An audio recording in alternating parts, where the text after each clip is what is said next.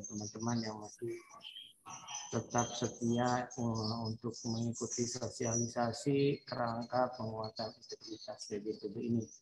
Sebelum kita berlanjut dengan paparan materi dari Mas Tri, kita baiknya berdoa dulu. Berdoa, dipersilakan.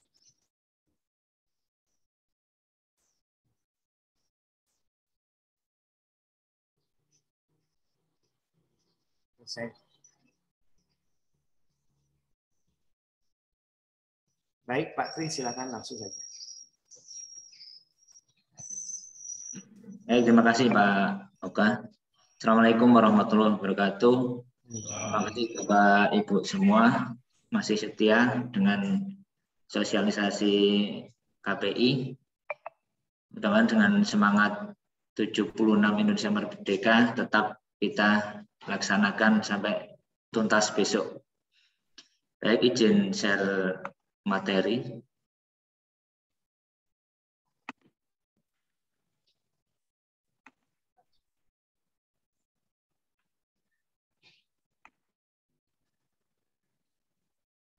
Untuk mempersingkat waktu, mari kita mulai materi hari ini, yaitu instrumen manajemen pengaduan dan perlindungan whistleblower.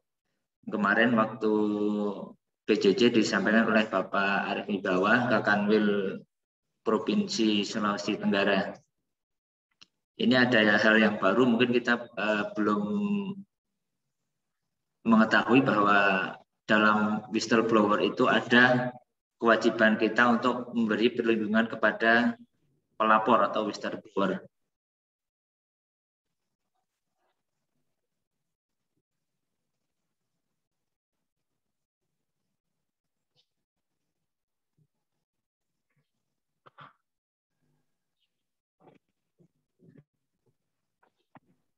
Sistematika penyajian untuk materi whistleblower ini adalah yang pertama pendahuluan, yang kedua definisi, kemudian latar belakang, tujuan, proses implementasi, mekanisme perlindungan whistleblower, dan struktur manajemen pengaduan.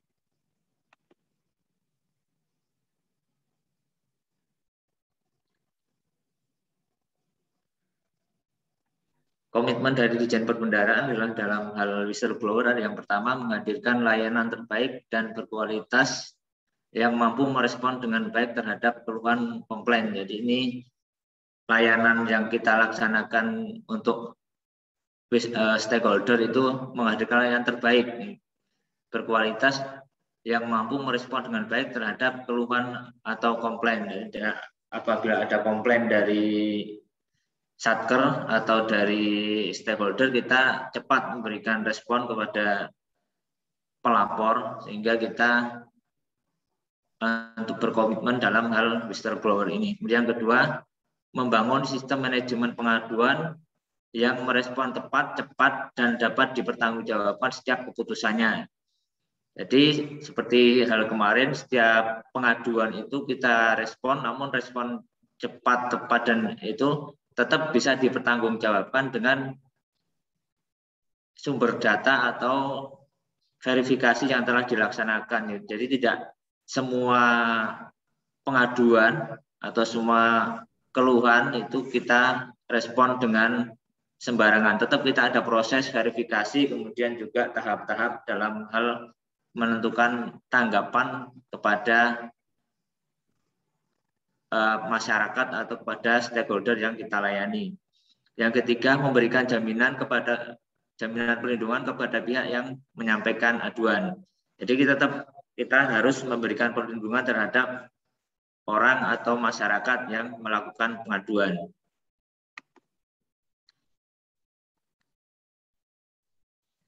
Adapun pengertian whistleblower adalah pelapor pelanggaran dalam bahasa Inggris, atau disingkat dengan pelapor, bukan pelakor, ya, ini pelapor.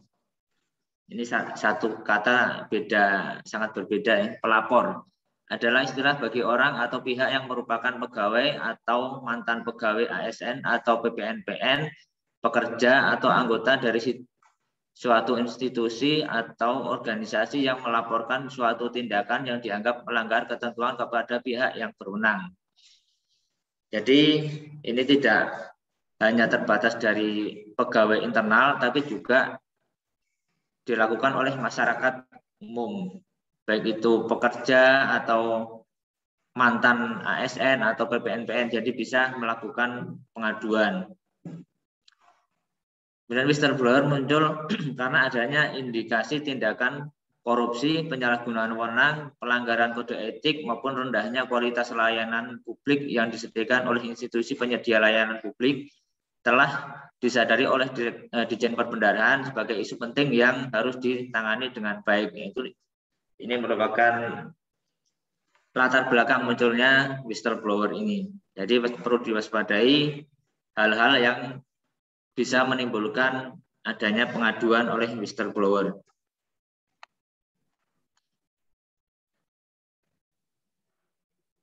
Ini unsur-unsur yang terkait instrumen manajemen pengaduan dan perlindungan whistleblower, yaitu benturan kepentingan, gratifikasi atau penyuapan, investigasi, pengaduan atau pengungkapan, perbuatan curang, dan indikasi awal.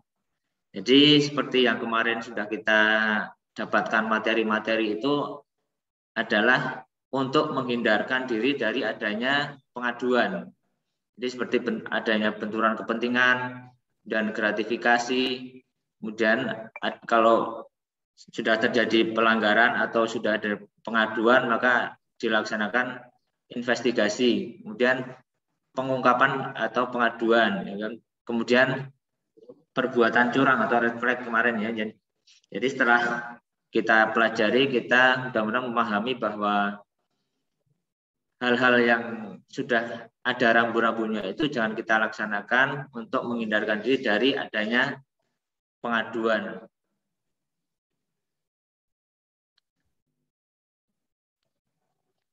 Dan latar belakang, pertama reformasi birokrasi dan tuntutan perbaikan sistem atau prosedur layanan, integritas serta penguatan sistem pengendali internal. Yang kedua, perlunya hak pelapor dalam melaporkan suatu kasus baik yang dialami sendiri maupun oleh atau pihak lain. Yang ketiga, telah dibangun sistem pengaduan Ditjen Perbendaharaan atau Sipandu yang menjamin kerahasiaan pelapor. Jadi untuk Ditjen Perbendaharaan sudah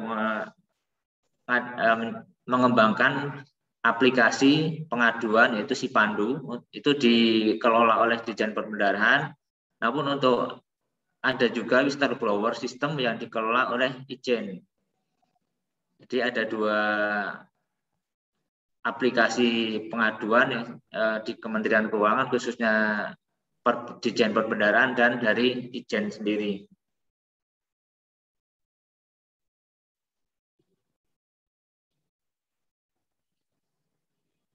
Tujuan manajemen perlindungan whistleblower yang pertama, media atau sarana penyampaian informasi kritis serta upaya deteksi dini sebagai sarana pencegahan. Itu adanya media yang disediakan oleh instansi untuk penyampaian keluhan atau pelaporan. Dan sarana pengawasan atau monitoring serta memfasilitasi kepentingan masyarakat dalam menyelesaikan permasalahan yang timbul. Yang ketiga, mendorong upaya perbaikan ke arah yang lebih baik dalam mengelola proses bisnis organisasi. Yang keempat, tersedianya saluran permintaan perlindungan sebagai whistleblower. Jadi dalam hal pelapor itu memerlukan suatu perlindungan karena adanya ancaman dari pihak yang dilaporkan, kita berkewajiban untuk melakukan perlindungan. Perlindungan itu sendiri antara lain adalah merahasiakan identitas pelapor.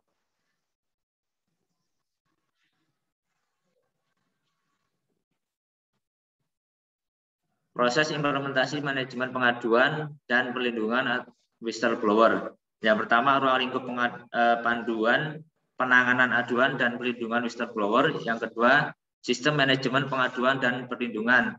Yang ketiga, pengembangan instrumen manajemen pengaduan dan perlindungan whistleblower. Jadi ternyata ada perlindungan yang harus dilaksanakan oleh Ditjen Perbendaharaan, dan perlindungan ini tidak dilaksanakan oleh KPPN, UKI KPPN maupun UKI Kanwil, namun yang melaksanakan adalah UKI Eselon 1. Jadi nanti ada proses-proses yang harus dilaksanakan dalam hal whistleblower atau pelapor mengajukan diri untuk mendapatkan perlindungan. Ya, ruang lingkup yang pertama, tersedianya panduan dalam penanganan aduan. Yang kedua, perlindungan whistleblower dalam hal pemberian layanan, kebijakan, dan kode etik pegawai kepada whistleblower. Yang ketiga, ketentuan ini berlaku bagi semua pejabat atau pegawai Ditjen Perbendaharaan. Jadi tidak tebang pilih. Ketentuan ini berlaku untuk semua pejabat maupun pegawai dari tingkat paling atas sampai dengan yang paling bawah. Sistem manajemen perlindungan dan pengaduan. Yang pertama,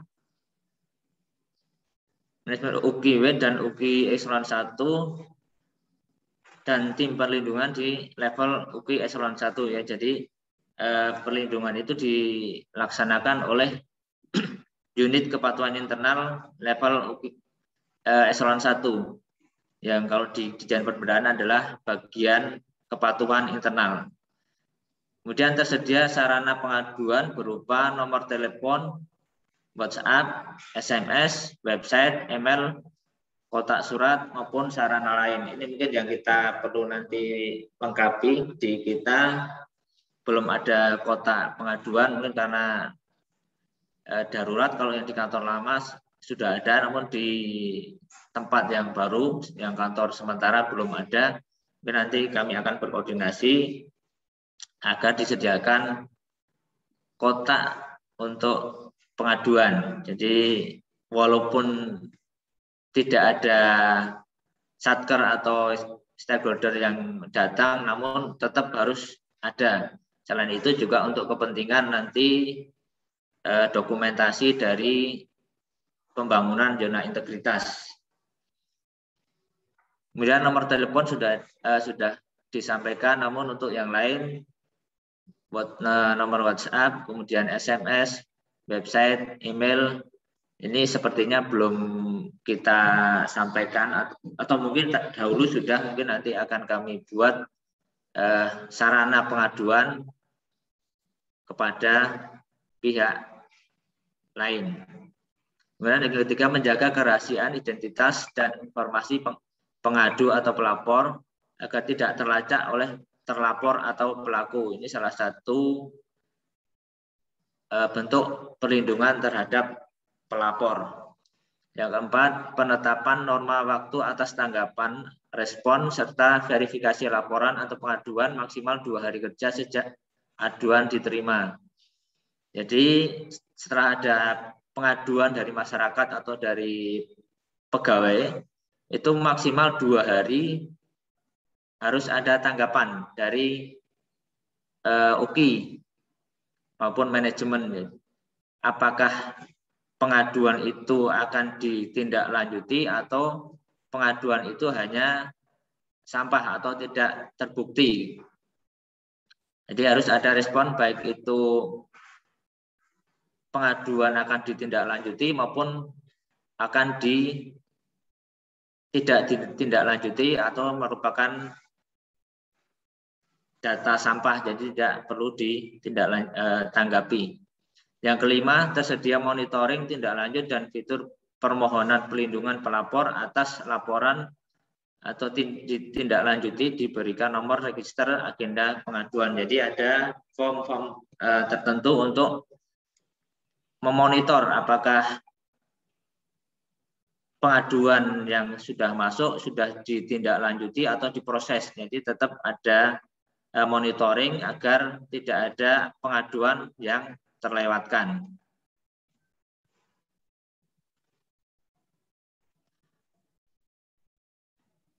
pengembangan manajemen pengaduan dan perlindungan whistleblower. Yang pertama berbasis IT, yang kedua perlindungan whistleblower, yang ketiga mekanisme perlindungan whistleblower. Jadi dengan adanya aplikasi whistleblower system maupun Sipandu, saluran juga melalui email atau WhatsApp atau telepon sudah merupakan berbasis teknologi informasi. Kemudian yang perlindungan whistleblower itu ada proses-proses pengajuan perlindungannya. Yang melakukan adalah UKI Eselon 1. Dan mekanisme perlindungan whistleblower adalah mekanisme dalam hal mekanisme pengajuan, kemudian verifikasi oleh pengajuan kepada UKI Eselon 1, verifikasi dan keputusan apakah perlindungan itu perlu dilakukan atau tidak dilakukan. Itu keputusan ada di UKI Eselon 1.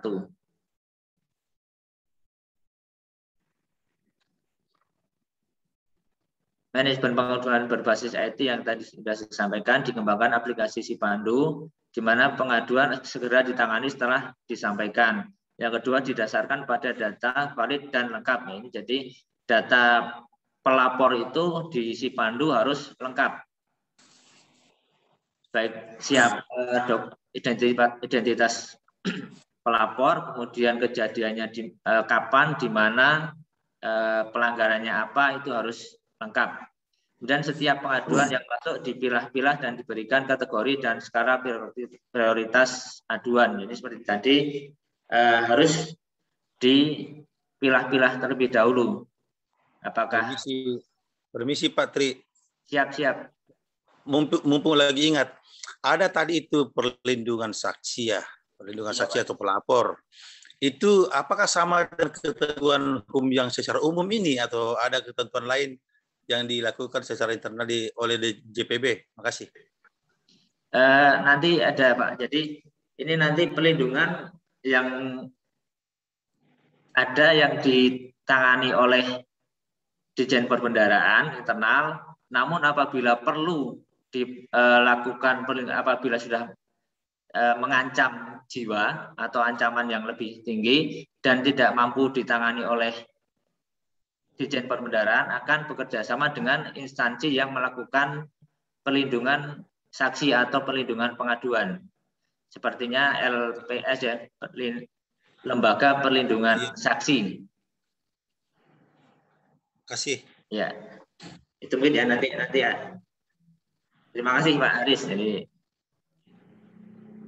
kemudian lanjut, setiap pengaduan yang masuk sudah.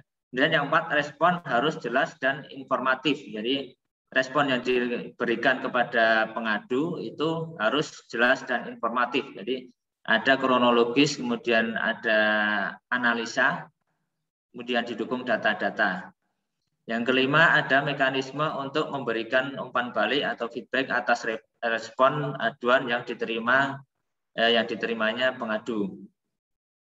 Ini dari pihak pengadu. Kemudian yang kedua, whistleblower atau yang melakukan pengaduan. Yang pertama, atas tindakan balas dendam dari pihak terlapor terhadap pihak yang menyampaikan aduan atau komplain. Jadi ini hak dari pelapor harus mendapatkan perlindungan atas tindakan balas dendam dari pihak yang dilaporkan. Kemudian yang kedua, Direktorat Jenderal Perbendaharaan sebagai institusi layanan publik berkomitmen untuk menciptakan lingkungan kerja yang workplace environment yang nyaman, aman bagi setiap pihak, baik internal maupun eksternal. Jadi kemarin juga sudah ada materi budaya egaliter. Ini salah satu tujuan untuk menghindarkan adanya pengaduan, yaitu dengan lingkungan kerja yang nyaman dan aman, baik internal maupun eksternal. Kemudian untuk memberikan jaminan kepada setiap pihak pelapor atas segala kemungkinan buruk dari pihak yang dikomplain atau diadukan.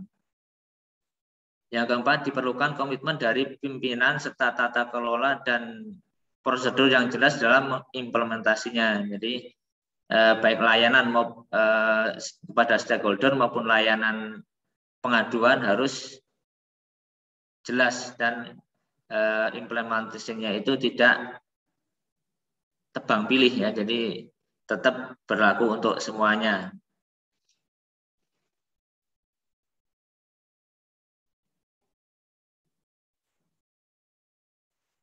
Mekanisme perlindungan whistleblower yang pertama, hak mengajukan permohonan perlindungan, itu tidak serta-merta dari pihak Ditjen Perbendaharaan memberikan perlindungan, namun harus ada pengajuan dari pihak yang melapor. Kemudian laporan oleh whistleblower sekurangnya memiliki unsur yang pertama, permohonan terkait langsung dengan aktivitas yang dilindungi oleh program perlindungan whistleblower. Kemudian kejadian yang dialami dicurigai sebagai akibat dari tindakan pihak yang dilaporkan. Misalkan adanya intimidasi setelah pelapor melakukan pelaporan, kemudian adanya ancaman-ancaman baik verbal maupun non-verbal, baik di media sosial maupun secara langsung atau dari pihak yang lain, itu dan dianggap sebagai ada indikasi setelah melaporkan, maka perlu bisa mengajukan permohonan perlindungan. Kemudian ada ancaman baik ini juga sudah. Jadi hal-hal ini yang bisa atau unsur ini yang bisa dilakukan permohonan oleh pelapor kepada Ditjen Perbendaharaan. Kemudian periode pelaporan terjadinya ancaman atau balas dendam dinyatakan jelas dalam peraturan. Jadi sesuai dengan peraturan yang berlaku ya, periode pelaporan terjadinya ancaman maupun intimidasi harus ada dalam peraturan yang sudah ditentukan. Dan yang keempat, permohonan perlindungan tidak bisa disampaikan secara rahasia atau anonimus sebab akan dijadikan dasar melakukan investigasi. Jadi permohonan perlindungan secara tertulis dan tidak dilakukan secara rahasia karena dokumen itu akan dijadikan juga sebagai dasar melakukan investigasi apabila ada tindakan-tindakan ancaman dari pihak terlapor. Yang kelima, permohonan perlindungan bisa disampaikan melalui berbagai saluran pengaduan, yaitu online, form aplikasi berbasis web yang terhubung pada unit terkait. Yang kedua, melalui fax atau surat atau email berisi detail permohonan perlindungan whistleblower. Kemudian yang selanjutnya, telepon ke kantor ke nomor khusus laporan permohonan perlindungan whistleblower. Yang selanjutnya, laporan langsung datang ke unit yang menangani perlindungan whistleblower. Jadi ada 4 saluran atau mekanisme dalam mengajukan permohonan perlindungan. Elemen penting dan wajib dimiliki dalam implementasi perlindungan whistleblower yang pertama, kepentingan, komitmen, dan akuntabilitas. Yang kedua, ketersediaan sistem manajemen pengaduan.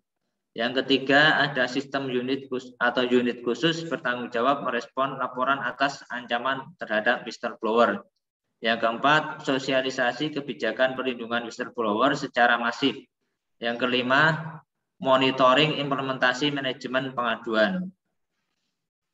Jadi ini ada 5 elemen penting dan wajib dimiliki dalam implementasi perlindungan whistleblower. Untuk komitmen dari manajemen atau kepemimpinan dan akuntabilitas sudah ada dari komitmen pimpinan kita baik dari pusat sampai daerah. Kemudian yang kedua, ketersediaan sistem manajemen pengaduan juga ada, whistleblower system dan Sipandu. Dan ada sistem atau unit khusus yang bertanggung jawab merespon laporan atas ancaman juga sudah ada, yaitu bagian kepatuhan internal. Yang kelima, monitoring implementasi manajemen pengaduan juga ini juga secara rutin. Ini juga baik di UKI KPPN, UKI Kanwil, itu setiap bulan mengadakan monitoring atas pengaduan-pengaduan yang ada. Di laporan juga setiap bulan dibuat, begitu juga dengan tindak lanjutnya. Namun alhamdulillah di Sulawesi Barat setiap bulan nihil tidak ada pengaduan, dan mudah-mudahan selanjutnya tidak ada pengaduan-pengaduan yang muncul. Kemudian sosialisasi kebijakan ini juga diantaranya kali ini kita melakukan KPI, juga salah satu cara untuk memberikan sosialisasi kepada pegawai. Kemudian alur permintaan pengaduan, yang pertama ini unit vertikal Ditjen Perbendaharaan dari UKI KPPN atau UKIP, kemudian UKI wilayah dan UKI kantor pusat atau UKI eselon 1. Pengaduan dilakukan oleh whistleblower kepada masing-masing UKI, kemudian masing-masing UKI memberikan verifikasi, kemudian tanggapan, kemudian proses juga memilah-milah. Apakah apabila dari UKI KPPN perlu adanya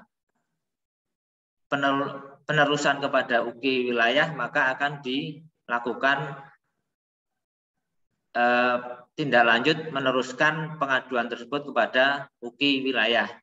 Demikian juga apabila UKI wilayah juga memerlukan tindak lanjut yang harus diteruskan ke UKI pusat, maka akan diteruskan ke UKI pusat. Demikian juga apabila dari UKI kantor pusat atau UKI eselon 1 ada pengaduan yang ditujukan kepada salah satu unit vertikal, baik UKI di KPPN maupun wilayah, akan meneruskan pengaduan tersebut untuk dilaksanakan tanggapan oleh KPPN maupun kantor wilayah. Jadi tidak semua pengaduan yang masuk di UKI eselon 1 itu langsung ditangani, namun apabila itu merupakan kewenangan dan bisa diselesaikan oleh UKI vertikal baik KPPN maupun Kanwil, maka akan dilimpahkan ke KPPN atau Kanwil. Jadi tidak semua menjadi yang dimasuk ke UKI eselon 1 itu akan diselesaikan oleh UKI eselon 1. Ada juga manajemen yang dilimpahkan kembali atau dikembalikan kepada UKI KPPN maupun UKI wilayah. Demikian juga apabila pelimpahan dari UKI eselon 1 itu sudah diselesaikan oleh UKI KPPN maupun UKI wilayah, maka tidak perlu lagi melaporkan ke UKI kantor pusat. Itu nanti akan dimasukkan dalam laporan periodik baik bulanan maupun tribulanan. Jadi tidak setelah menyelesaikan atau menanggapi pengaduan yang dilimpahkan oleh kantor pusat, tidak segera melaporkan penyelesaiannya, namun nanti akan muncul di laporan periodik.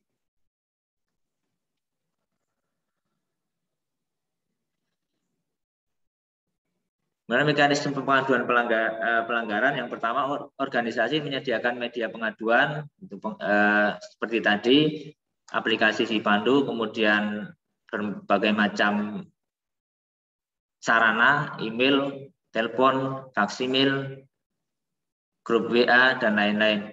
Kemudian pelapor menyampaikan pengaduan yang diterima oleh sistem aplikasi whistleblower system dan atau tim whistleblower system, disertai kesediaan pelapor untuk mengungkapkan identitas. Jadi agar bisa dipilah menjadi pelaporan atau pengaduan yang benar-benar valid, harus berani mengungkapkan siapa identitas pelapor. Kemudian yang kedua, dilanjutkan registrasi pelaporan secara intensif oleh pelapor ke dalam sistem aplikasi whistleblower dan atau oleh tim whistleblower. Jadi apabila melakukan secara online melalui sistem aplikasi, namun apabila langsung, yaitu melakukan pengaduan langsung kepada tim whistleblower. Untuk di Kanwil sendiri adalah bidang SKKI. Yang ketiga, tim whistleblower memvalidasi, menganalisa pelaporan, kemudian menyusun laporan whistleblower dan menyampaikan kepada Sedijen. Ini ya yang tadi sudah disampaikan juga, ada tahapan-tahapan yang harus dilakukan oleh tim whistleblower. Kemudian yang keempat, Sedijen menyampaikan rekomendasi kepada UKI Eselon 1 atau bagian KI untuk menindaklanjuti dugaan penyimpangan yang tertuang dalam laporan whistleblower. Jadi apabila langsung ke, seperti yang saya sampaikan, langsung ke Eselon 1, maka nanti Eselon 1 juga akan melakukan analisa pelaporan yang apakah ditindaklanjuti sendiri oleh UKI Eselon 1 atau dikembalikan ke KPPN atau Kanwil. Kemudian bagian KI sebagai pejabat yang berhak memeriksa, menugaskan SPI dan atau tim yang ditunjuk untuk melakukan pencarian fakta dan atau pemeriksaan sesuai dengan ketentuan yang berlaku. Jadi bagian KI juga bisa menunjuk pegawai atau petugas untuk melakukan pelacakan atas pelaporan tersebut, apakah benar-benar terjadi atau hanya sebagai laporan yang tidak benar.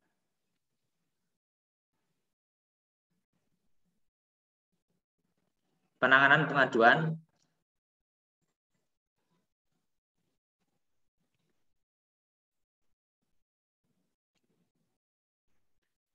Setelah laporan diterima, tim whistleblower memproses pelaporan dan melakukan validasi laporan. Yang kedua, laporan klasifikasi bukan penyimpangan atau sampah akan dihapuskan dari sistem whistleblower, sedangkan laporan kategori penyimpangan akan ditindaklanjuti ya. Ya, seperti yang disampaikan tadi, dipilah-pilah apakah itu merupakan laporan sampah atau laporan yang perlu ditindaklanjuti. Kemudian tim whistleblower melakukan analisa laporan dan menindaklanjuti laporan penyimpangan tersebut. Apabila perlu ditindaklanjuti, maka tim melakukan analisa, kemudian sesuai dengan tenggat waktu yang ditentukan harus menyampaikan tanggapan kepada pelapor. Yang keempat, tim whistleblower menyusun laporan whistleblower berisi rekomendasi tindak lanjut pelaporan atas dugaan penyimpangan disampaikan kepada Sedijen.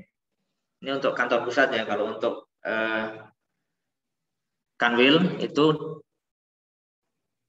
dilaksanakan oleh bidang SKKI, kemudian disampaikan kepada pimpinan, kepada first line, yaitu Bapak Kakanwil, kemudian akan ditindaklanjuti oleh pihak manajemen. Jadi di sini UKI hanya berwenang melakukan analisa, kemudian juga terakhir memberikan rekomendasi. Jadi rekomendasi itu juga nanti akan dipantau oleh tim whistleblower atau bidang SKKI, apakah sudah ada tindak lanjut yang dilaksanakan atau belum.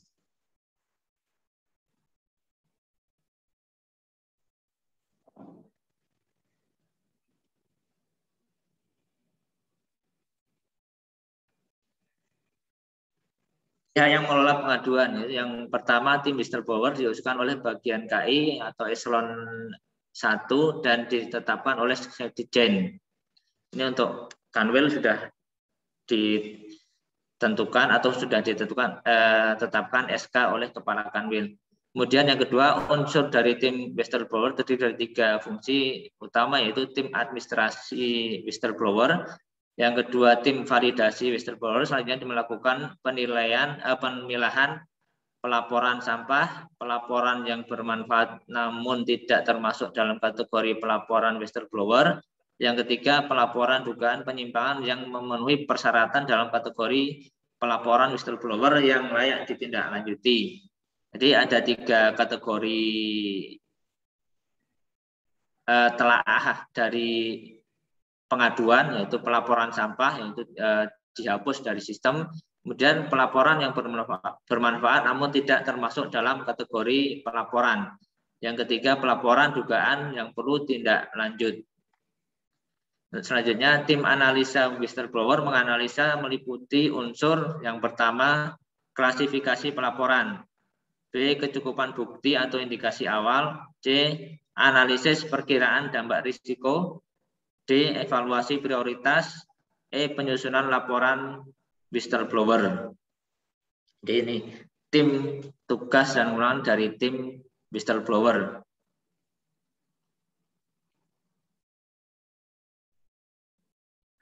Yang keempat, perlindungan terhadap pelapor. Yang pertama, organisasi berkomitmen untuk merahasiakan identitas dan melindungi pelapor yang bersedia mengungkapkan identitas dan memiliki itikat niat atau niat yang baik. Jadi kita karena sudah dibantu oleh pihak pelapor, maka kita berkewajiban untuk memberikan perlindungan kerahasiaan atas identitas yang melaporkan tadi. Jangan sampai nanti identitas itu disebarkan, ya. Makanya sebagai petugas atau tim dari SKKI tidak boleh, kalau istilah gaulnya, ember, ya, suka bergosip. Jadi tetap harus merahasiakan identitas dari pelapor. Ini merupakan salah satu perlindungan yang diberikan oleh manajemen atau oleh kita terhadap pelapor. Dan yang kedua, bentuknya komitmen berupa yang pertama, tersedianya fasilitas saluran pelaporan yang dapat menyamarkan identitas pelapor. Yang B, jaminan kerahasiaan identitas pelapor. C, jaminan keamanan informasi dan perlindungan terhadap tindakan balasan dari terlapor berupa ancaman keselamatan fisik, teror psikologis, keselamatan keluarga, keselamatan harta, keamanan pekerjaan, dan segala bentuk tindakan lain yang mengancam pelapor. Jadi jangan sampai ada akibat negatif dari pelapor. Jangan sampai karena melaporkan ada etikat baik melaporkan, tapi tidak ada jaminan perlindungan oleh instansi yang menerima laporan, baik dari fisik, keluarga maupun harta benda. Juga jangan sampai nanti ada konflik kepentingan karena informasi identitasnya bocor dan diketahui oleh pihak-pihak yang berkepentingan, menjadi penghambat dari karir pelapor. Jadi jangan sampai terjadi hal demikian. Dan dari bantuan dan perlindungan hukum kepada pelapor atas tindakan balasan dari terlapor berupa tuntutan hukum. Jadi jangan sampai informasi juga informasi identitas itu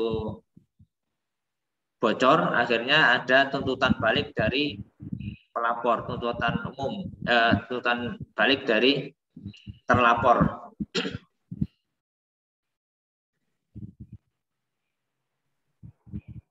Struktur manajemen yang pertama,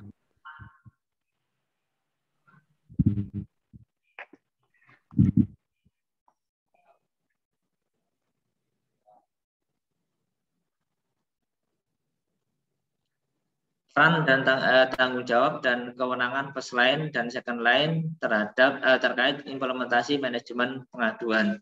Jadi Bapak Ibu sekarang sudah tidak asing lagi adanya istilah first line, second line, maupun jadi yang kita bahas hanya sampai second line yang di sini, ya. Yang kedua, metode atau mekanisme pelaksanaan peran dan tanggung jawab first line dan second line agar lebih optimal. Yang tiga, unit pengelola perlindungan whistleblower, yaitu oleh UKI Eselon 1. Ya, ada catatan first line dilakukan oleh unit kerja teknis, second line dipegang oleh unit kepatuhan internal. Siapa tahu nanti keluar di ujian. Dan peran dan yang pertama, peran, tanggung jawab dan kewenangan first line dan second line dalam implementasi manajemen pengaduan. Yang pertama, first line yaitu memastikan semua layanan telah dilakukan sesuai SOP. Jadi untuk menghindarkan dari adanya pengaduan-pengaduan, itu layanan yang kita lakukan sehari-hari harus sudah sesuai dengan SOP. Kalaupun ada inovasi di luar SOP harus sejalan dengan SOP. Jadi layanan-layanan yang dilakukan baik dengan SOP standar maupun dengan SOP inovasi harus tetap dalam koridor peraturan yang berlaku. B. Melakukan manajemen konflik atas ketidakpuasan atau kesalahpahaman eksternal atau internal. Jadi ada semacam manajemen konflik atau manajemen risiko ya. Jangan sampai nanti ada ketidakpuasan atau memetakan hal-hal yang kemungkinan ada indikasi ketidakpuasan atau kesalahpahaman baik eksternal, yaitu stakeholder yang kita layani, maupun internal dalam unit kita sendiri atau organisasi sendiri. C. Menciptakan suasana kerja yang kondusif dan transparan. D. Tersedianya saluran untuk keluhan atau komplain baik internal maupun eksternal secara langsung ke pimpinan unit kerja untuk segera ditindaklanjuti sebelum masuk ke saluran pengaduan UKI. Jadi sebisa mungkin kalau ada sesuatu yang tidak puas atau sesuatu yang kurang pas di dalam satu unit diselesaikan terlebih dahulu di unit yang bersangkutan. Jangan sampai langsung disampaikan ke dalam saluran pengaduan. Kalau bisa diselesaikan terlebih dahulu, maka tidak sampai ke saluran pengaduan. Karena kalau sudah masuk saluran pengaduan, maka pihak second line akan mencatat, kemudian menganalisa, dan seterusnya proses dilakukan oleh pihak second line. Dan peran dan tanggung jawab dari second line yang A. Memberikan saluran pengaduan resmi dapat diakses internal maupun eksternal. Jadi saluran pengaduan nanti berupa telepon atau faksimil atau email, kemudian aplikasi, itu bisa mudah diakses oleh baik internal maupun eksternal. Ini kemarin juga sudah dipasang di web saluran pengaduan oleh Mbak Lili. Jadi di web sudah tersedia link untuk pengaduan Sipandu dan whistleblower. Jadi Bapak Ibu ataupun masyarakat bisa mengakses secara mudah untuk saluran tersebut. Namun demikian, seperti yang tadi, jangan sampai langsung dimasukkan di saluran pengaduan, namun sebisa mungkin diselesaikan di unit yang bersangkutan. B.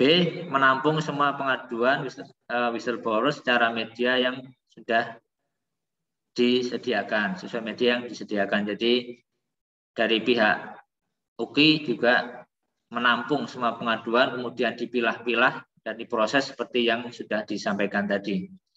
C. Menjamin rahasia identitas dan keamanan data pelapor sesuai dengan SOP. Jadi salah satu perlindungannya adalah menjamin rahasia identitas pelapor. D. Melakukan identifikasi pengaduan sesuai karakteristik yang telah ditentukan. Jadi karakteristik pengaduan-pengaduan setelah dipilah-pilah kemudian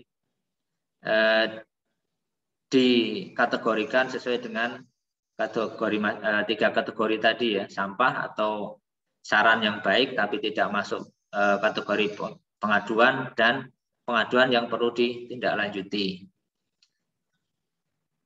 UKI atau tim whistleblower menindaklanjuti semua pengaduan yang sudah masuk dalam sistem pengaduan resmi. Jadi seperti tadi, kalau sudah masuk ke sistem pengaduan baik melalui email atau telepon atau aplikasi, itu mau tidak mau UKI harus melakukan tindak lanjut. Namun tindak lanjut tadi seperti yang disampaikan juga akan ada 3 kategori sampah yang baik tapi tidak masuk kategori pengaduan, dan pengaduan yang perlu tindak lanjut.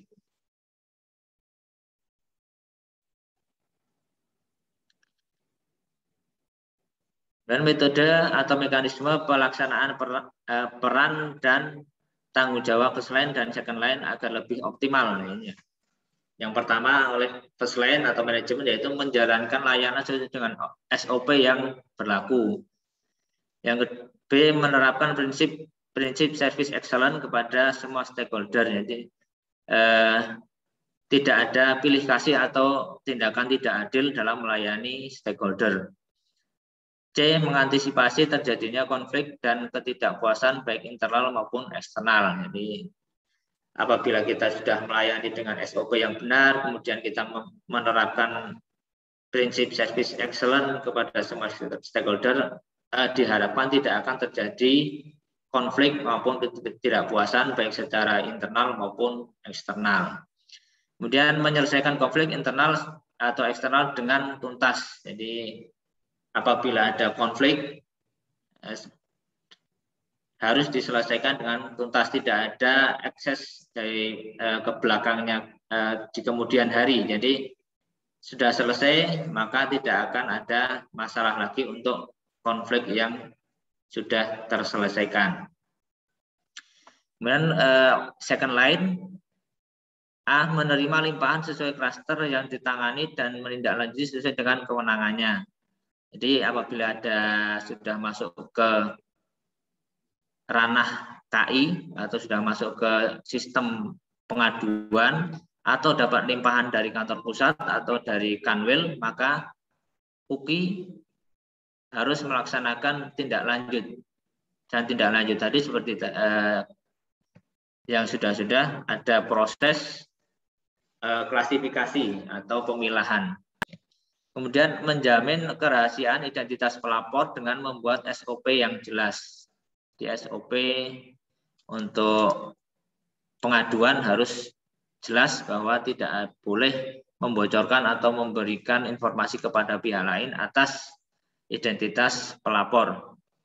C, mengembangkan aplikasi mudah diakses yang menjamin rahasia atau data pelapor dan substansinya. Jadi aplikasi Sipandu sudah merahasiakan identitas pelapor maupun substansi laporannya. Jadi yang bisa melihat identitas dan substansi hanya dari pihak tim whistleblower. D, melibatkan pihak keamanan dalam upaya menjamin keamanan data whistleblower. Jadi seperti tadi yang ditanyakan Pak Haris, apabila sudah ada indikasi ancaman jiwa atau ancaman yang tidak bisa ditangani oleh Dirjen Perbendaharaan, maka Dirjen Perbendaharaan melakukan atau menggandeng pihak lain yang sesuai dengan kewenangannya. Baik itu dari LPS atau lembaga perlindungan saksi maupun dari pihak keamanan yang lain, mungkin kepolisian. Dan melakukan evaluasi atas efektivitas saluran pengaduan yang ada dan tindak lanjut yang sudah dilakukan. Jadi evaluasi ini juga dilakukan secara periodik, yaitu mengevaluasi apakah aplikasi yang bisa diakses itu masih bisa diakses atau tidak, kemudian tindak lanjut yang atas laporan atau pengaduan yang masuk sudah ditindaklanjuti atau belum, itu juga harus dievaluasi secara periodik. Jangan sampai ada komplain atau protes dari pelapor kenapa laporannya atau pengaduannya belum ditindaklanjuti atau belum diproses.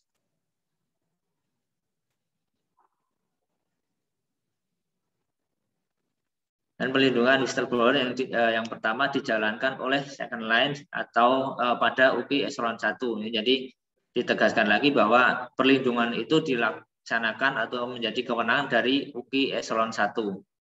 Dan metode atau mekanisme pelaksanaan peran dan tanggung jawab pengelolaan perlindungan whistleblower. A, permohonan diterima dari saluran online, surat, telepon atau secara langsung. Jadi permohonan disampaikan melalui saluran tersebut. Kemudian B, permohonan ditangani langsung oleh second line pada UKI eselon 1. Verifikasi atas permintaan perlindungan dilakukan dalam jangka waktu 5 hari. Jadi permohonan itu langsung kepada UKI eselon 1. Kemudian UKI eselon 1 akan memverifikasi permintaan perlindungan tersebut paling lama 5 hari kerja untuk memutuskan. Kemudian investigasi dilakukan dalam waktu 30 hari kerja. Ini investigasi atas itu ya, atas permohonan perlindungan ya, bukan investigasi terhadap substansi laporannya, namun investigasi terhadap permintaan perlindungan. Jadi untuk memutuskan apakah perlu dilakukan perlindungan terhadap pelapor tersebut atau tidak. Kemudian dalam melakukan investigasi selanjutnya dapat berkoordinasi dengan institusi lain yang dipandang bisa membantu proses investigasi.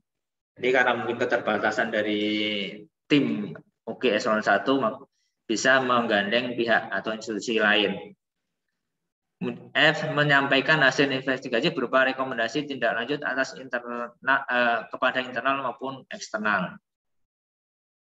Jadi kembali lagi UKI hanya sebatas memberikan rekomendasi, untuk eksekusinya tetap di manajemen.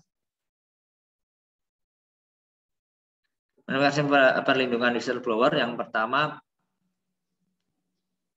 pengaduan pelanggaran melalui media, telepon, website, email, faksimil, SMS, ataupun kotak surat. Yang kedua, penanganan pengaduan, yaitu penerima laporan, klasifikasi laporan, proses validasi. Dan pihak yang mengelola pengaduan yaitu tim administrasi whistleblower, tim validasi whistleblower, dan tim aplikasi whistleblower. Perlindungan terhadap pelapor, yaitu jaminan kerahasiaan ID pelapor, kemudian jaminan keamanan informasi, dan bantuan perlindungan hukum. Ini semacam resume dari yang sudah disampaikan di atas.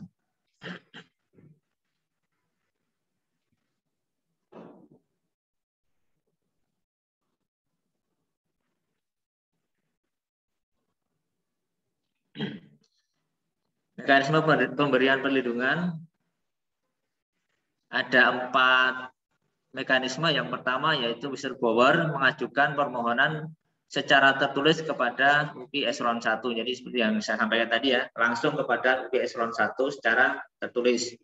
Kemudian UKI eselon 1 memverifikasi dan menilai kecukupan syarat melalui menilai bobot risiko ancaman, menentukan disetujui atau tidak disetujui bentuk perlindungan dan pejabat yang diberi kuasa tugas melakukan fungsi perlindungan.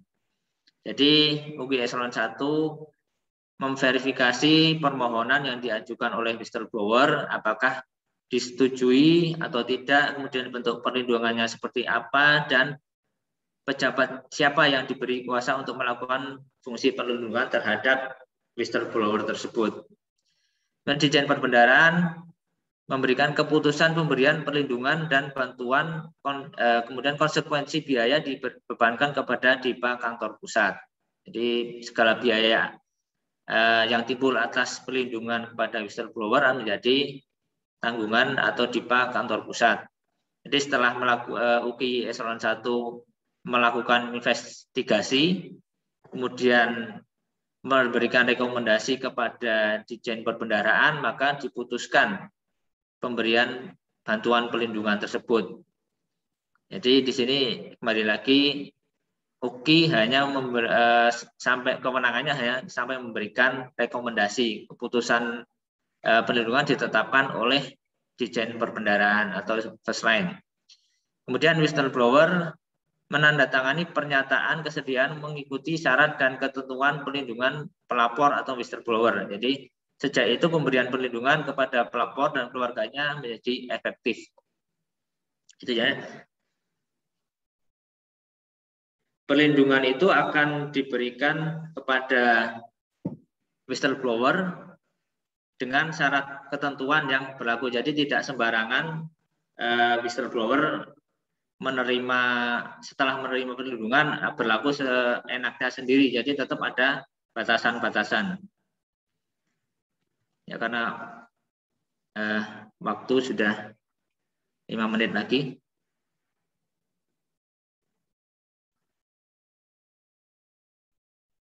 Jadi ini sama seperti tadi ya, proses pemberian permohonan sampai dengan keputusan pemberian perlindungan.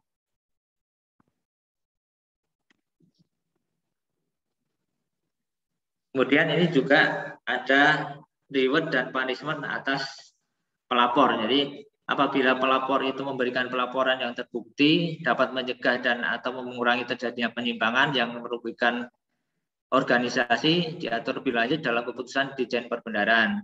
Kemudian sanksi atas pelaporan palsu dalam hal pelaporan yang disampaikan tidak didasari dengan itikat baik atau tidak memiliki dasar, mengandung unsur bukti palsu, fitnah, pencemaran nama baik, maka pelapor tersebut dapat dikenakan sanksi sesuai dengan ketentuan yang berlaku. Jadi di sini ada model reward dan punishment. Jadi tidak bisa sembarangan menyampaikan pengaduan, karena nanti akan bisa berakibat kembali kepada pelapor. Baik, mungkin ini saja yang bisa saya sampaikan. Mudah-mudahan bermanfaat dan menambah pengetahuan kita. Mohon maaf apabila dalam penyampaian ada kekurangan. Saya kembalikan kepada Pak Oka. Assalamualaikum warahmatullahi wabarakatuh. Waalaikumsalam warahmatullahi wabarakatuh. Terima kasih Pak Tri ya. Jadi seperti yang kerangka instrumen yang lain juga ya, ini diketahui untuk dihindari ya. Jangan sampai mudah-mudahan tidak ada yang perlu kita laporkan. Terus tidak perlu jadi peniup fluid ya, ada peniup fluid whistleblower. Baik, sebelum menutup acara ini, barangkali ada yang mau bertanya, silakan.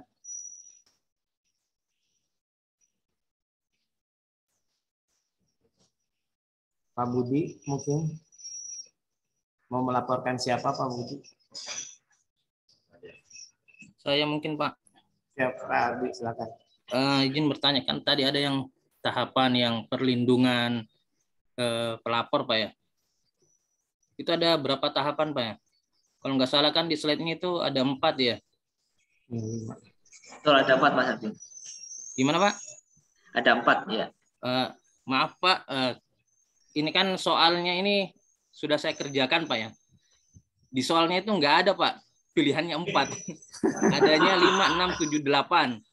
Dan saya ngerjakan soal ini 2 kali. Jadi saya pertama pilih 6, terus ngerjakan yang soal keduanya saya pilih yang pertama pilih 5, terus yang keduanya saya pilih 6. Jadi nilainya itu nggak bisa maksimal gitu. Jadi seperti itu Pak. Jadi nggak ada pilihannya 4. Makanya saya bingung apakah ini ada diatur di PMK atau mungkin di Perdirjen. Karena saya cari-cari tahapannya itu ya memang cuma 4 di slide gitu. Ya gitu Pak. Siap Mas Ardi, nanti saya tanyakan, mudah-mudahan bisa jadi bonus Mas Ardi. Ya, makasih Pak. Nilainya masih di atas 70 kan Mas Ardi? Siap, di atas 70 Pak. Nilainya sama Pak. 2 kali kerja nilainya sama. Baik, terima kasih Mas Ardi ya. Jadi mudah-mudahan kita tanya lagi ya. Ya memang sebenarnya kalau kayak gini tuh nggak boleh standarnya 70 ya, harusnya 100 ya. Karena kalau nggak tahu tuh sebenarnya bisa fatal juga. Tapi baik kita sesuai dengan aturan kita cukupkan 70 aja gitu ya. Yang penting udah lulus. Mudah-mudahan kita bisa buka lagi. Ini.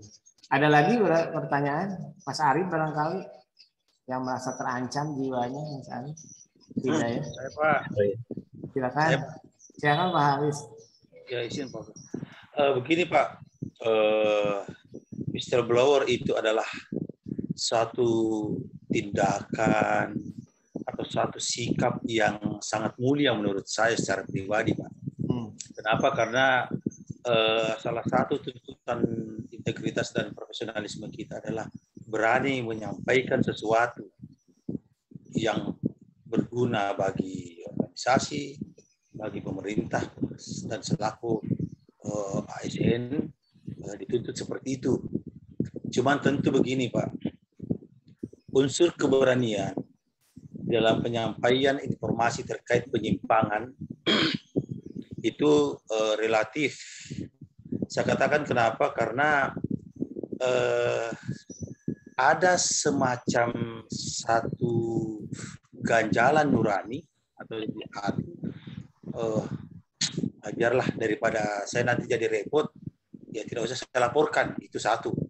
Yang kedua, kalau ini menjadi berlarut-larut dan kejenuhan, itu kan kita juga menghindari keparahan daripada situasi tersebut.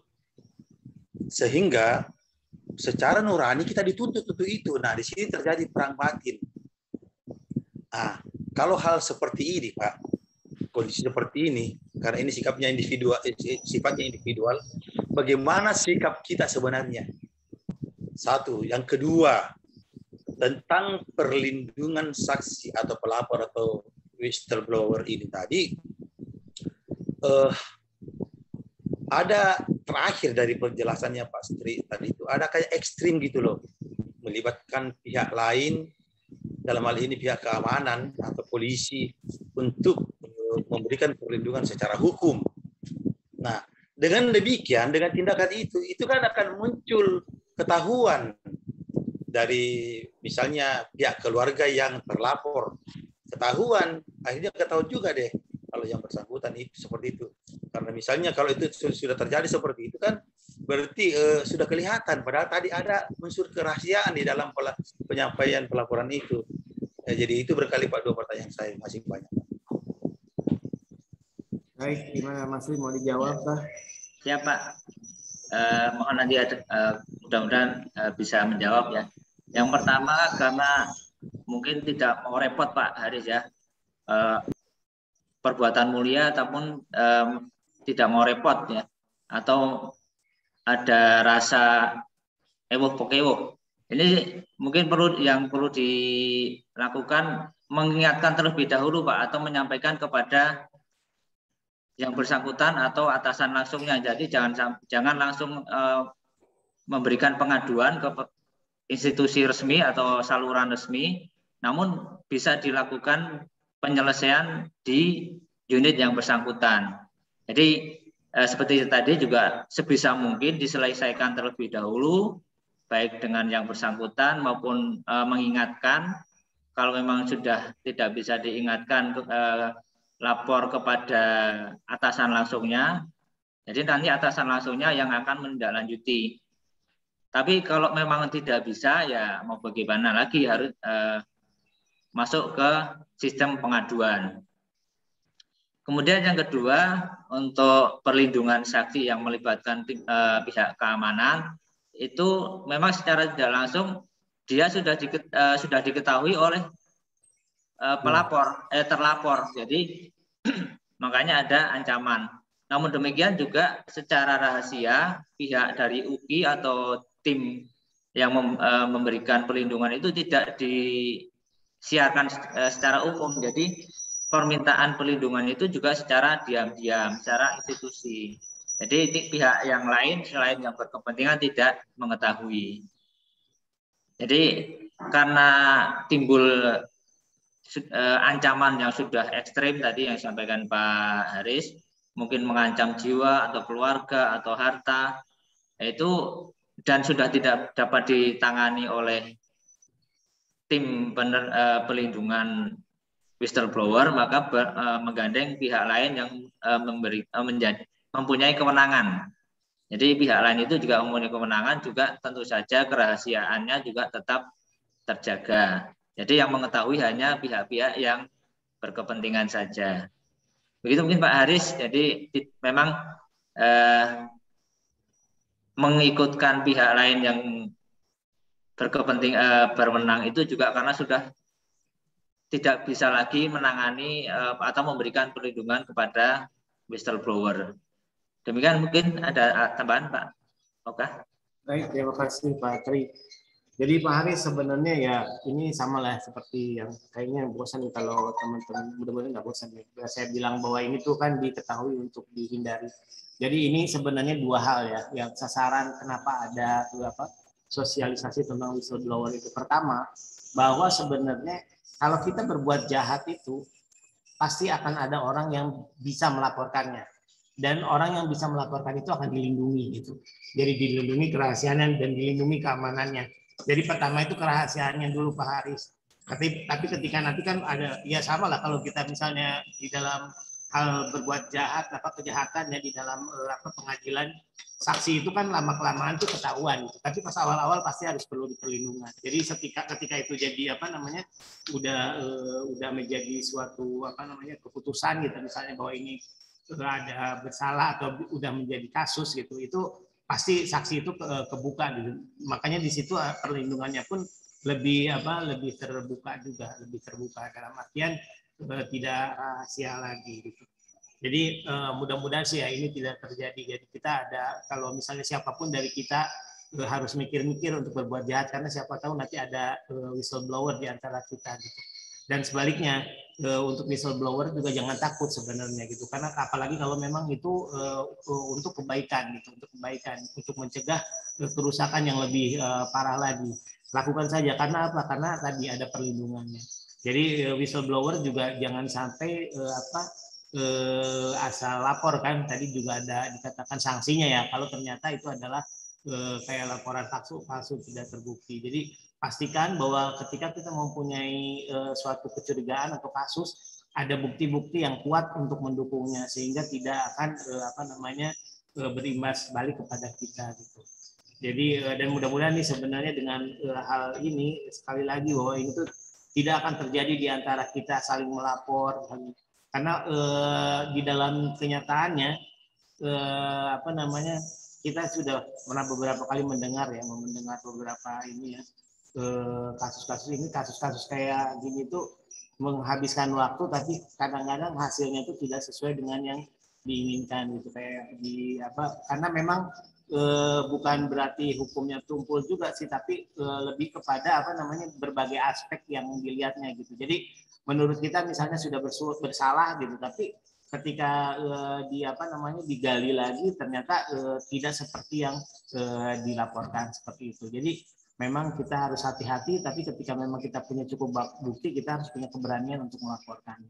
Karena sudah ada sistemnya untuk melindungi pelapor dari ancaman yang sifatnya psikis maupun fisik. Itu aja barangkali Pak Tri ya. Ada lagi teman-teman yang mau ditanyakan? Kayaknya tegang ya ini untuk menjadi whistleblower. Silakan Pak Solikin. Ini kasus yang saya alami dulu, Pak. Jadi yang dulu belum ada UKI, belum ada pemahaman. Anggaplah saya mungkin posisinya kayak teman-teman di bagian pengadaan barang jasa, Pak. Jadi waktu itu saya pernah di Masohi, waktu itu ikut tim pengadaan barang jasa. Nah, waktu itu ya kita ngikuti prosedural untuk pengadaan barang jasa terkait masalah ada pengadaan salah satu fasilitas kantor. Nah, ternyata dalam proses penetapan pemenang itu ada yang merasa dirugikan. Saya tidak tahu dari tim siapa yang indikasi sih ada, tetapi saya tidak tahu. Waktu itu memang kita masih kenal banyaklah zaman jahiliyah dan lain-lain.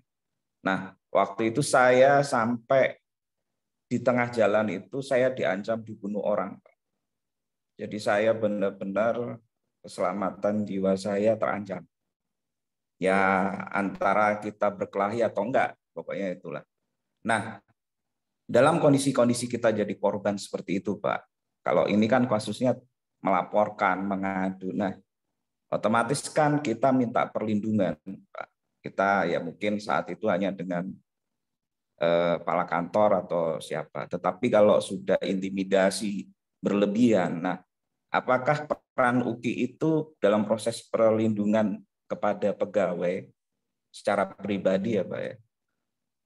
Perannya seperti apa Pak? Atau apakah kita secara langsung bisa melapor ke polisi atau pihak yang berwajib terkait adanya ancaman-ancaman yang memang berkaitan dengan pekerjaan salah satu tusi kita. Itu aja Pak, kasih.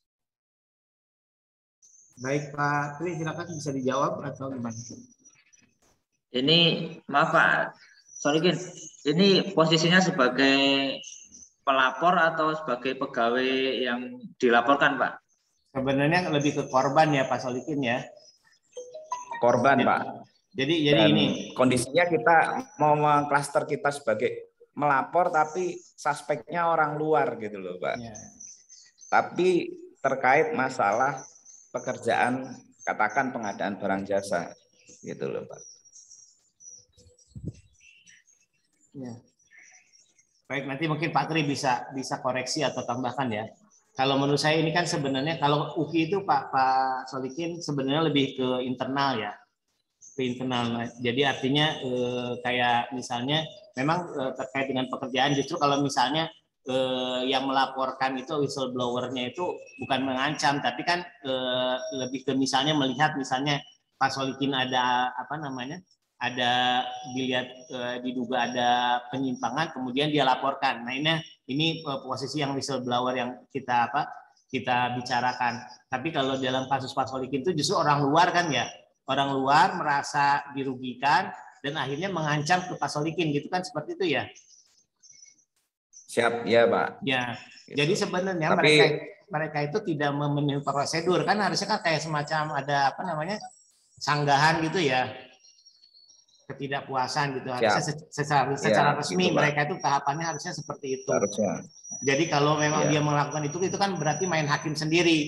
Artinya pihak kita itu memang bisa lapor ke kepolisian gitu, karena sebenarnya itu udah ke eksternal gitu, bukan urusan lagi apa ya, bukan urusan yang maksudnya di luar jangkauan UKI, karena UKI juga kan tidak bisa menindak yang si orang tadi kan, karena kalau UKI kan kalau misalnya internal tadi bisa melaporkan atau memberi memberi solusi lah kalau di internal, tapi kalau eksternal ya pasti tindakan hukum, apalagi ini udah menyangkut misalnya ancaman yang bisa mengancam nyawa ya. Mungkin Pak Tri silakan ada yang ditambahkan. Setuju dengan Pak Oka. Jadi memang itu sudah di luar kewenangan dari UKI ya, karena UKI seperti tadi untuk melindungi pelapor yang melaporkan kejadian. Kalau ini kan Pak Solikin mungkin ada keputusan yang dianggap merugikan pihak lain atau rekanan ya. Jadi seperti yang disampaikan Pak Oka itu mungkin bisa lapor ke pimpinan, kemudian mungkin pimpinan menyarankan untuk atau bisa melaporkan ke pihak keamanan atau kepolisian. Jadi memang itu sudah di luar kewenangan untuk UKI ya. Karena memang juga kalau untuk sudah ancaman seperti itu sudah tidak bisa ditangani oleh pihak baik manajemen maupun oleh UKI. Itu mungkin Pak Solikin. Ya, terima kasih Pak. Baik, terima kasih ya Pak Solikin. Pertanyaannya yang memberikan kayak sharing. Jadi boleh juga sih sebenarnya teman-teman kalau ada sharing, biasanya di kita kan banyaknya kayak gosip gitu ya, gosip kayaknya begini dilaporin, tapi ada juga mungkin yang saksi matanya boleh juga di sharing. Jadi artinya ketika whistleblower itu misalnya malah jadi kayak terdakwa atau apa, mungkin ada bisa sharing, silakan saja. Kalau tidak ada kita cukupkan dan kita minta Pak Kanwil untuk closing remark-nya ya. Silakan Pak Kanwil, karena waktu sudah menunjukkan pukul 9.15. Baik, terima kasih Pak Oka. Assalamualaikum warahmatullahi wabarakatuh. Salam sehat, salam sejahtera untuk kita semua. Alhamdulillah, kembali kita dapat pencerahan ya terkait dengan manajemen pengaduan dan perlindungan ini whistleblower ini. Jadi kalau saya menjadikan hal ini adalah satu sikap fair ya bagi kita semua, bahwa dalam pelaksanaan birokrasi pemerintahan Di situ ada pimpinan, ada pejabat di bawahnya sampai dengan teman-teman pelaksana adalah satu kesatuan. Jadi kita melaksanakan misi pemerintah ini sebetulnya ini sama-sama mengawal misi ini dengan baik. Jadi pimpinan melaksanakan misinya, mengarahkan seluruh jajarannya berdasarkan tugas fungsi yang sudah diamanahkan, dan kita sama-sama semua mengawal bagaimana jalannya kepemimpinan, bagaimana nanti anggota ini juga bisa berjalan dengan baik. Karena sebetulnya kalau pimpinan sudah punya kewenangan untuk menetapkan sanksi dan lain-lain. Tapi kadang situasi yang terjadi di daerah atau di beberapa kondisi yang di bawah ini tidak bisa melakukan upaya apapun, tertekan dalam tanda kutip ya. Jadi misalnya dipaksa untuk melaksanakan kebijakan anggaran, dipaksa melaksanakan kebijakan-kebijakan yang bertentangan dengan amanah yang sudah ditetapkan oleh organisasi atau oleh pimpinan yang tertinggi. Jadi di situ kita sikapi ini secara positif ya, tidak mudah sebetulnya. Nah, makanya dalam konteks belajar ini tadi ada pertanyaan dari Ardi, dari Mas Solihin, kita semakin menguatkan sebetulnya di dalam pelaksanaan birokrasi ini ada yang masuk ranahnya aturan yang dibuat oleh organisasi. Tapi ada juga ranah-ranah yang masuk kategori hukum formal yang sudah diatur di luar. Jadi misalnya kalau ada perkelahian sampai terluka atau mohon maaf dalam tanda kutip sampai menghilangkan nyawa lah, itu walau bukan atasan pimpinan lagi, itu sudah masuk ranah pidana gitu. Jadi misalnya ada kebijakan yang sampai berkelahi, marah, kemudian merusak aset dan lain-lain, itu bisa saja ranahnya bisa ranah pidana, bukan ranah birokrasi dalam konteks yang pengaduan yang seperti ini. Jadi kita semakin kuatkan konteks perlindungan saksi, perlindungan ini dalam konteks birokrasi ya, kita kuatkan kembali. Jadi kita menjaga ranah organisasi ini dengan baik, dengan misi-misi yang disepakati.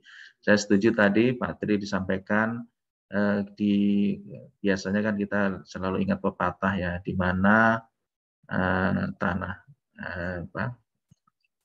biasanya ada pepatah di tanah dipijak, langit dijunjung ya. Jadi kita selalu memperhatikan local wisdom ya, kebijakan lokal budaya yang ada di situ. Kalau di Indonesia kebijakan atau culture birokrasinya itu kita berkomunikasi, koordinasi, saling mengingatkan. Nah, itu merupakan satu budaya yang baik. Tidak langsung bersikap kaku, yang tidak ada ruang-ruang komunikasi yang dibangun. Jadi menurut saya di Indonesia itu memang butuh mix ya. Makanya kita ya, teman-teman ya yang nanti akan asesmen juga kompetensi manajerial itu skillnya ada 8, sama sosial kultural itu juga perlu dipahami. Itulah di Indonesia yang mix seperti itu harus kita pahami. Yang mudah-mudah terus belajar, kita tidak hanya pintar ya, tidak hanya tahu knowledge dan skill saja, tapi culture itu juga perlu dipahami karena memang itu sudah diakomodasi di dalam organisasi kita. Jadi saya rasa itu Pak Oka, mudah-mudahan kita makin semangat. Dan untuk Ardi, kita tidak hanya mengejar nilai saja, tapi mari kita kuatkan pemahaman kita ya. Karena kadang kalau mengcapture di soal itu hanya sedikit ya, tapi permasalahan dan dinamikanya sangat banyak sekali. Nah, mudah-mudahan kesempatan seperti ini bukan hanya sekali Pak Oka, hanya kerja ngerjain soal, tapi nanti penguatan terus-menerus budaya. Karena budaya ini nggak mudah langsung masuk di kepala kita, itu tidak mudah, apalagi yang di usia yang sudah senior baru menerima informasi seperti ini. Nah, jadi ini bisa dijadikan program yang berkelanjutan, walaupun tidak ada ujiannya ya, tapi kita tetap memberikan penyegaran untuk kita semua. Saya rasa itu Pak Oka, terima kasih, tetap semangat, tetap memahami semuanya dengan baik ya, dan budaya yang bagus, tetap kita jadikan penyeimbang dalam kegiatan birokrasi kita. Kurang lebihnya mohon maaf. Terima kasih. Assalamualaikum warahmatullahi wabarakatuh. Waalaikumsalam warahmatullahi wabarakatuh. Terima kasih baik Pak Kanwil. Jadi teman-teman juga terima kasih ya di era VUCA ini ya. VUCA ini jadi yang memang yang organisasi yang agile itu adalah ketika SDM-nya SDM pembelajar. Semoga kita menjadi bagian dari itu. Baik, kita tutup, kita cukupkan sekian, dan untuk teman-teman dari PA2 tetap stay ya untuk akselerasi zona integritas. Kita lihat LKE-nya. Bukan begitu Pak Tri ya? Ya, tanpa mengurangi rasa hormat teman-teman yang di luar SFI dan PA2 silakan untuk beraktivitas kembali sesuai dengan kebutuhan. Assalamualaikum warahmatullahi wabarakatuh.